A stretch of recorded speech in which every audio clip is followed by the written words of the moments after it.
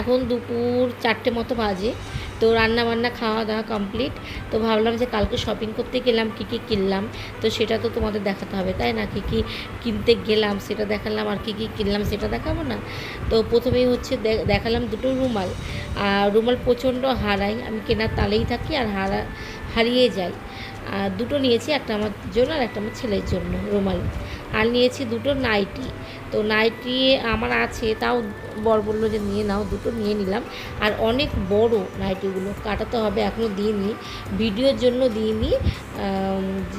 কিন্তু যেই শাড়িগুলো নিয়েছি শাড়িগুলোর কিন্তু ব্লাউজ বানাতে দিয়েছি। আর এই জিন্সটা নিয়েছি, তো জিন্সটা তোমার পরেছিলাম, তো সেই জন্য এখন ভাঁজ না করে এভাবে রেখে দিয়েছিলাম। তো একটু কেমন হয়ে গেছে কাপড়টা দেখছি, একটু হচ্ছে ইস্ত্রি করতে হবে। আর কালো জিন্সের সঙ্গে কিন্তু সাদা টপ খুব ভালো লাগে দেখতে, ভালো মানায়। তো সেই জন্য একটা সাদা টপ নিয়েছি। আর টপটা কিন্তু কাপড়টা এত সুন্দর, গেঞ্জি কাপড়ের, পুরো সফট, পরে আরাম। আর সাদা জিন্সের সঙ্গে কালো টপ বেশি ভালো লাগে। তো আমার সাদা জিন্স আছে, তো একটা কালো টপ নেওয়ার ইচ্ছা আছে, তো নিব। আর এখন দেখাবো হচ্ছে একটা, এটা কি বলে, দুটো, আমার নাম মনে পড়ছে না, পাটিয়ালি প্যান্ট আর ওপরের টপটা। তো এটার নাম আমি কি আমার মনে পড়ছে না, তোমাদের যদি জানা থাকে অবশ্যই একটু কমেন্টে জানিও, আমার এখন মনে পড়ছে না।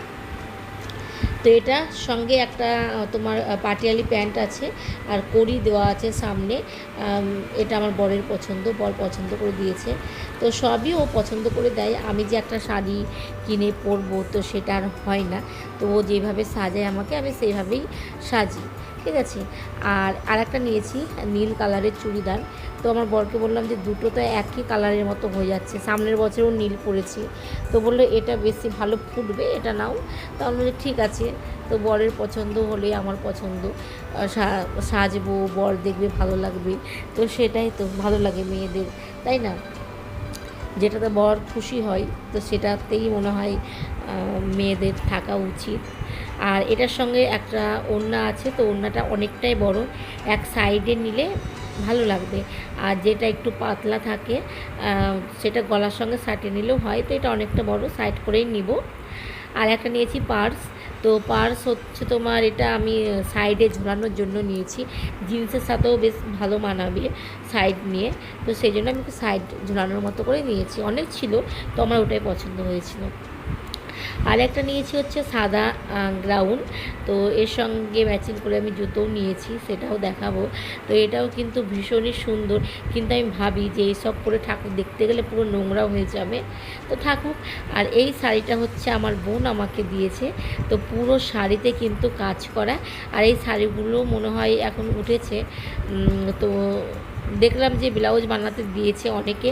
তো এই শাড়িগুলো অনেক দেখলাম, তার মানে এগুলো হয়তো উঠেছে।